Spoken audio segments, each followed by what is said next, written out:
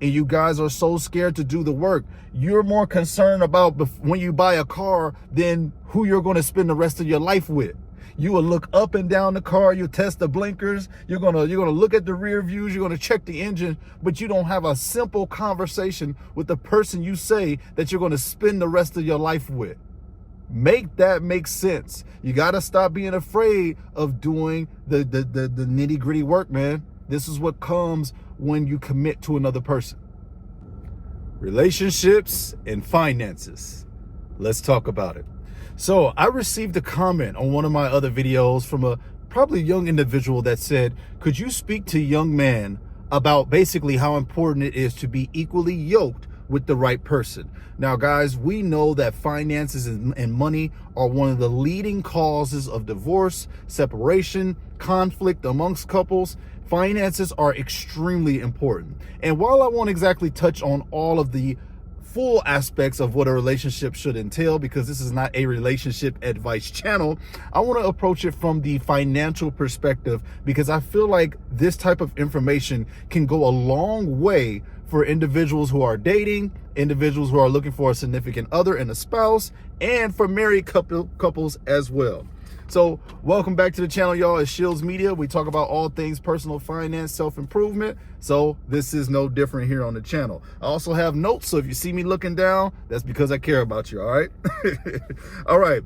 So one thing, dear young folks, dear anybody, who you date and marry can financially make you or break you, all right? Now, this is so important because, as I just stated before, money makes the world go round. Money is a central part of any relationship, business, significant others.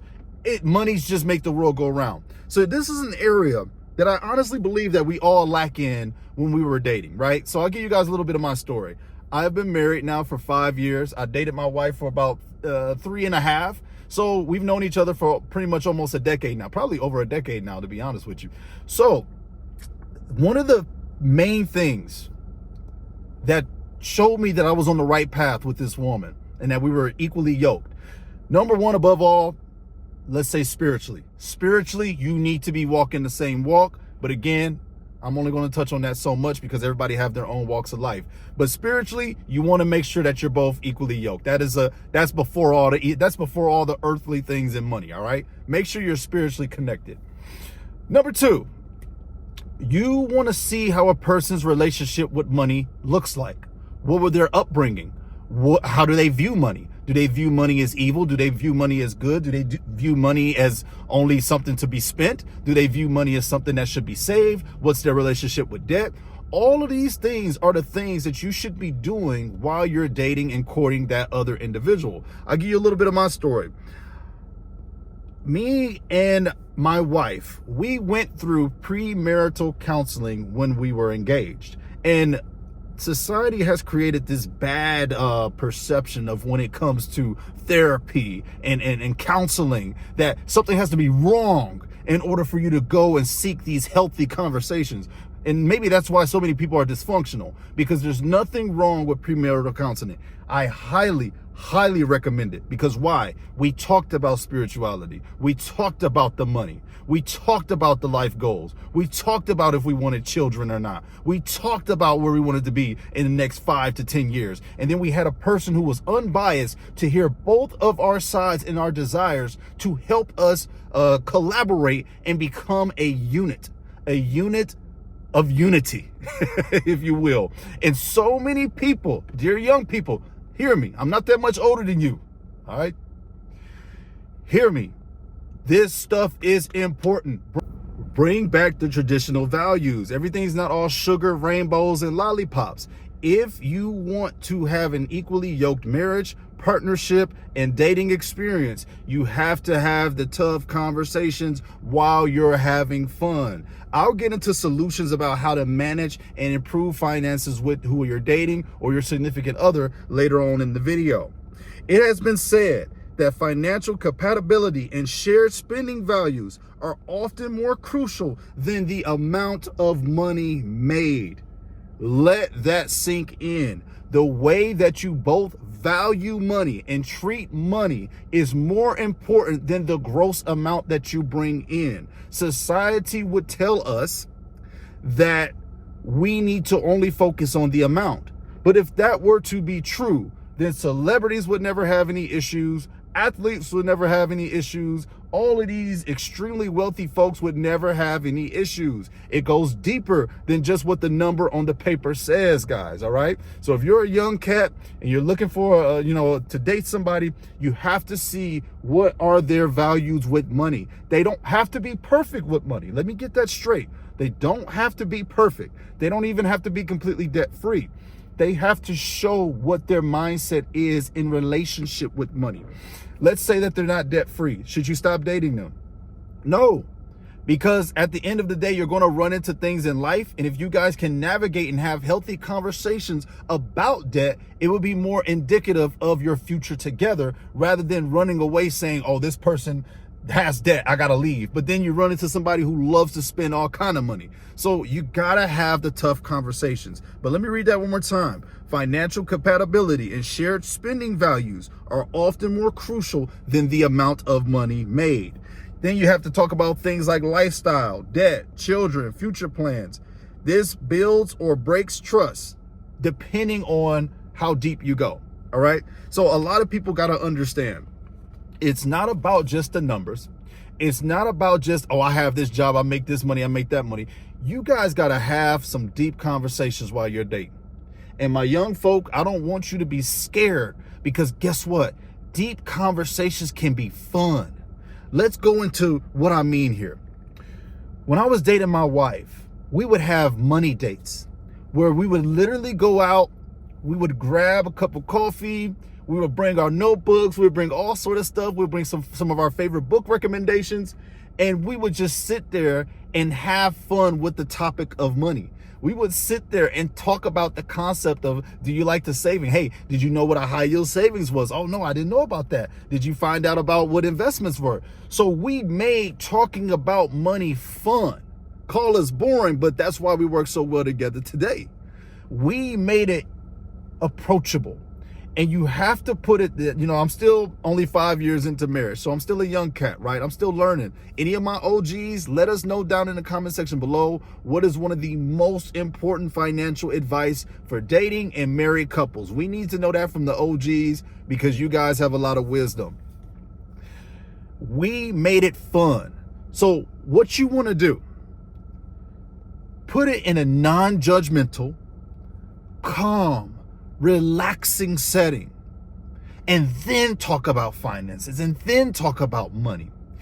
Society has taught us that the only way to approach the money conversation with your significant other is to yell, to shout, to scheme, to cheat, when in reality, all you have to do is set the stage as if you would for anything else. Heck, you'll talk about vacation. Do you yell about vacations or do you fantasize and be excited about vacations? How can you not be excited about getting money together, right? So put yourself in a non-judgmental, uplifting environment. Discuss your beliefs, discuss your upbringing, because why? Understanding goes a long way. If you realize that that spouse or that significant other had a lot of trauma with money growing up, then you're going to understand why he or she is a saver. If they had a lot of trauma in poverty and not having the things that they wish they could have, then you might understand why they love to spend so much money. So nothing will beat conversation, nothing will beat understanding, and nothing will beat discussion. Stop being afraid of these things. Get financially naked with your spouse.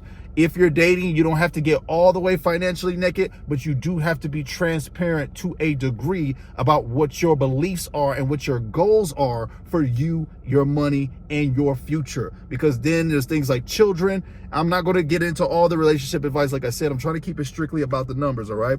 So be open, discuss debts, discuss credit scores, savings, spending habits. Again, if you're a little bit later, and if you're engaged, get into credit scores and debt and all that. But if you're dating, just try to understand the individual's value when it comes to money. understand their beliefs when it comes to money. All right.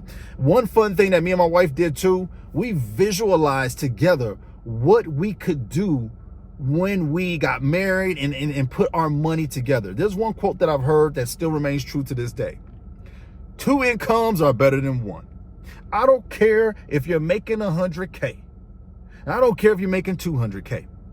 If your spouse is making 25, that's 125K. I don't care if you're making 300K. If your spouse is making 30, that's 330K. I hope I did my math right. But do you get what I'm saying? It all compounds. It all goes to the greater good. And another very important thing that people need to talk about too, are you going to combine your finances? Do you believe in separatism? Do you believe in togetherness? These are all questions that me and my wife went through for premarital counseling, and we got on the same page. And you guys are so scared to do the work. You're more concerned about when you buy a car than who you're going to spend the rest of your life with. You will look up and down the car, you test the blinkers, you're gonna look at the rear views, you're gonna check the engine, but you don't have a simple conversation with the person you say that you're gonna spend the rest of your life with. Make that make sense. You gotta stop being afraid of doing the nitty-gritty work, man. This is what comes when you commit to another person. And studies show that similar spending habits lead to more success. Similar spending attitudes lead to more success. So it's been scientifically proven, my young folk, you got to have the difficult conversations. And if you cannot have these conversations with this individual, or it's too uncomfortable for them, then this may give you your answer as to whereas you guys are going to be equally yoked or not.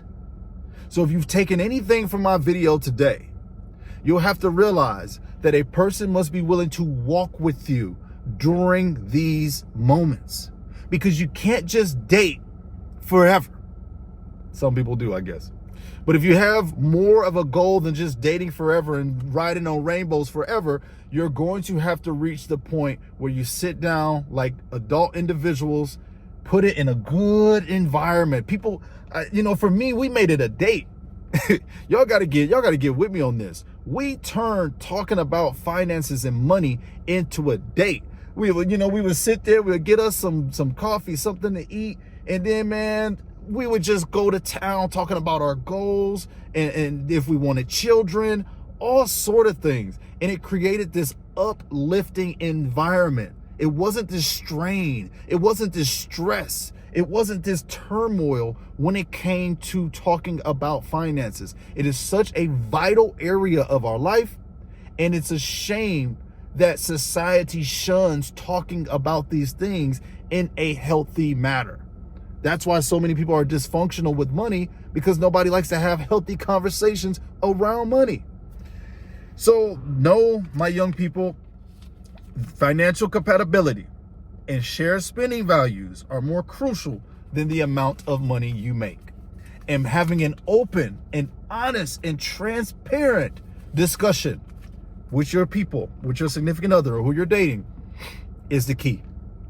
Again, if you're dating, you do not have to get completely financially naked. Again, you're an adult, use your own discernment. Everything I say, guys, is just my advice. I don't have all the answers. I haven't been married like an OG. I'm just learning along the way. And so far, finances are one of the last things that me and my wife have issues over. And I thank God for that. I'm not saying that as a flex. I'm not saying that as a boast, but we are truly on a very, very similar wavelength when it comes to dealing with money. And I realize how blessed I am for that. So keep going until you find the person that you can talk about money with, and it doesn't become an argument, and it doesn't become this negative cloud of doom. You guys actually visualize your future together. You actually talk about what could be.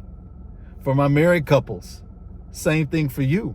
If this is an area in marriage in which you are struggling with, try to take healthy steps with your spouse to turn the conversation of goal setting, financial planning, turn it into a fun date. Turn it into an event. Take a second to just dream and have fun and work as a team, because ultimately you are a team.